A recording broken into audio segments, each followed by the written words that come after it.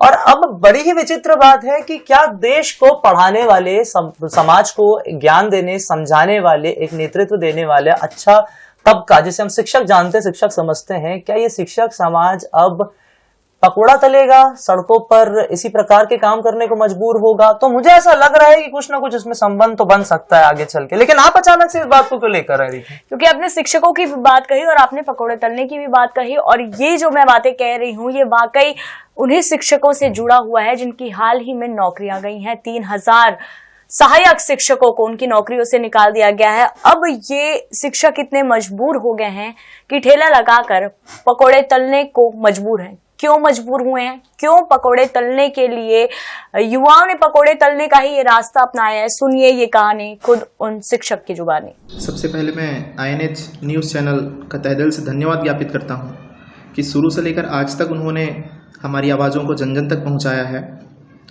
मैं बता दूं, मैं प्रमोद साहू धमतरी ज़िले के कुरुद ब्लॉक का निवासी हूं। मैं कोंडागांव ज़िले में पदस्थ था।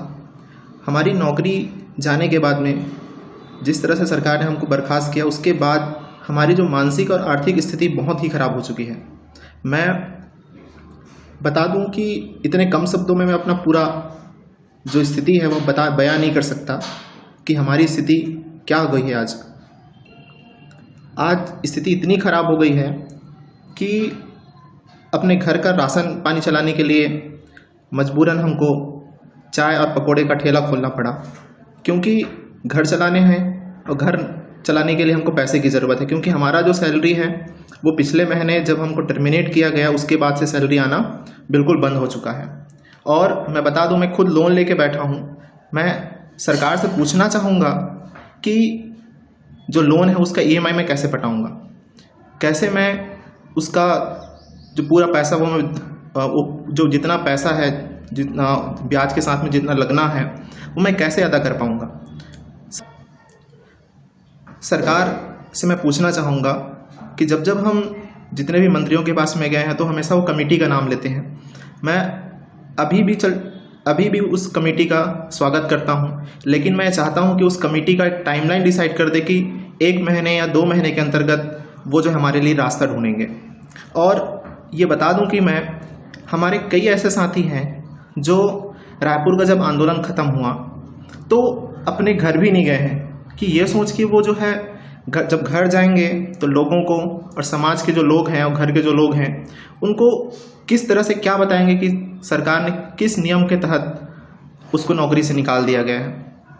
नौकरी जाने के बाद से हमारे समाज में हमारे लिए तरह तरह की बातें होने लगी है कि ये लोग ये सोच रहे हैं कि कहीं फर्जी तरीके से पैसे देकर तो नहीं लगे हैं।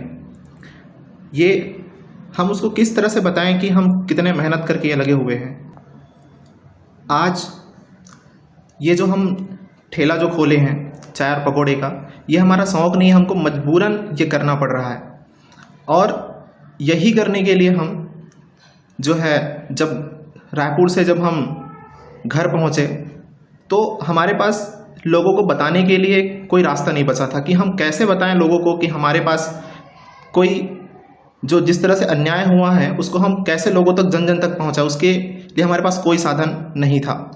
हमने अपने जीवन यापन जो राशन पानी उसके लिए और साथ ही लोगों को बताएं कि किस तरह से हमारे साथ अन्याय हुआ है बिना हमारी किसी गलती के। आज लोग जो है यकीन भी नहीं करते कि इनको सरकारी नौकरी से निकाल दिया गया है। उनको हम बताते हैं कि किस तरह से किस नियम के तहत हमको जब सरकारी नौकरी से बाहर कर दिया गया है तो लोग जो है अचंभित हो जाते हैं कि ये कैसे हो सकता है। वो सोचते हैं कि कहीं आप पैसे देके तो नहीं लगे हैं, लेकिन हम उनको बताना चाहते हैं कि ऐसा बिल्कुल भी नहीं है। और आज सरकार जो है नक्सलवाद को जो है मुख्य धारा में जोड़ती है और आज जो शिक्षक जिनको स्कूल में होना चाहिए उसे रोड पे लाके खड़े कर दिए हैं।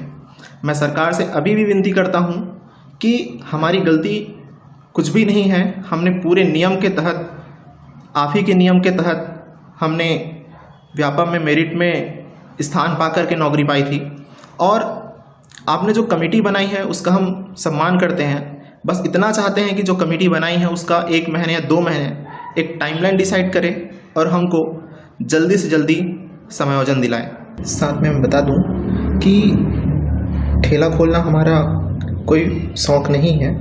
हाँ, मजबूरन हमको ये खोलना पड़ा क्योंकि हमारी सैलरी आना बंद हो चुका है। हम अपने घर का खर्चा कैसे चलाएंगे, उसके लिए हमने ये ठेला खोला। साथ ही साथ हम लोगों तक ये बात पहुंचाना चाहते हैं कि किस तरह से हमारे साथ अन्याय हुआ है। क्योंकि आज मैं कुरुद में जब ठेला लगाया, मैं यहाँ लगभग 4 साल तक प्राइवेट स्कूल में पढ़ाया हूँ। सारे बच्चे आकर पूछते हैं कि क्या हुआ सर, आप क्यों यहाँ हैं। जब इस तरह से पूछते हैं तो फिर मेरी आंखें नम हो जाती है। मैं क्या जवाब दूँ उन बच्चों को, उन मेरे विद्यार्थियों को कि किस तरह से सरकार ने हमें सरकारी नौकरी से निकाल दिया है। मैं उन लोगों को क्या बताऊँ, ऐसा लगता है कि इतने सारे लोग हैं, सब आकर पूछते हैं और हम यही बता रहे हैं कि सरकार ने किस तरह से हमारे साथ अन्याय की है। और हम ये चाहते हैं कि ये अन्याय किसी के और के साथ ना हो, इसलिए हम सारे युवाओं को जागरूक कर रहे हैं कि किस तरह से सरकार जो है नियम को बनाती है और किस तरह से नियम को बनाकर फिर से बदल देती है। लेकिन अभी भी हम उस सरकार पे विश्वास करते हैं। उन्होंने हमारी कमेटी बनाई है, उस कमेटी का जल्द से जल्द समायोजन का रास्ता निकाल करके जल्द से जल्द एक टाइमलाइन बनाएं और जल्द से जल्द उसका समाधान करें। हमारा समायोजन बहुत जल्दी करें। तो जैसा कि आपने सुना, शिक्षक ने बताया कि बहुत मुश्किल से उन्होंने इस पद पर जो है अब पढ़ाई करके कहें, बहुत मेहनत करके, पैसे लगा के उन्होंने इस पद पर अपनी नौकरी हासिल की थी। लेकिन क्या हुआ, अचानक जब एक आदेश आता है और उनकी नौकरियां उनके हाथ से निकल चली जाती है, कोई रास्ता नहीं बच जाता। अब अपनी आवाज सरकार तक पहुंचाने के लिए ये जो बेरोजगार शिक्षक हैं वो पकोड़े तलने को मजबूर हो गए।